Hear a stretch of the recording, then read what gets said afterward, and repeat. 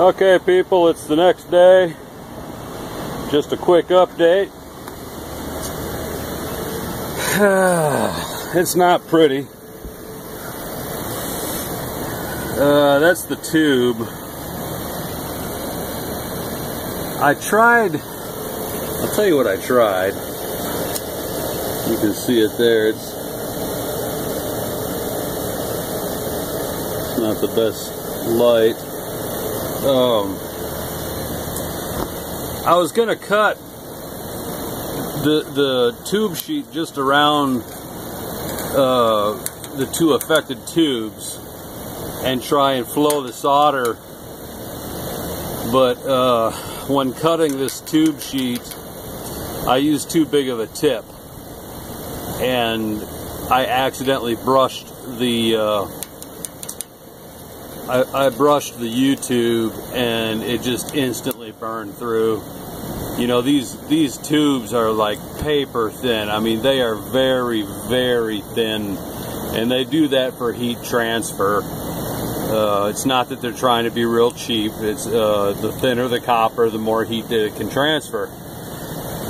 So that's why that's why they're so thin. But it makes it very hard. I mean, if you just even touch one of these tubes with an oxyacetylene torch, you're going to burn a hole through it. That's just all there is to it.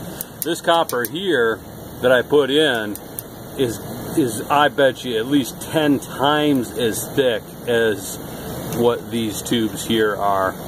So there's no danger of any kind of a pressure problem here. It's not the prettiest fix in the book, and they didn't have any U-tubes at the supply house. They said they haven't sold any of these in like 3 years. I would rather have used one of those down here, but I mean, that's all I could do, time permitting and such.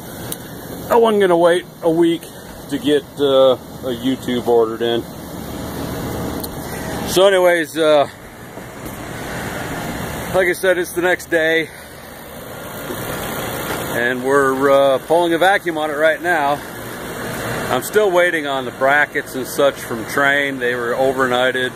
We'll see if they get here. But for right now, we're doing the vacuum pump. Look at my beautiful gauges. And we're in a vacuum, so we don't have any huge leaks. I'm fixing to shut that vacuum off. And I'm going to do a nitrogen test just to make sure that we don't have any high pressure leaks versus vacuum leaks. And I'll be putting in a new high pressure switch because that one there obviously did not cut the unit off. Alright, that's it for now. I'll come back to you with an update.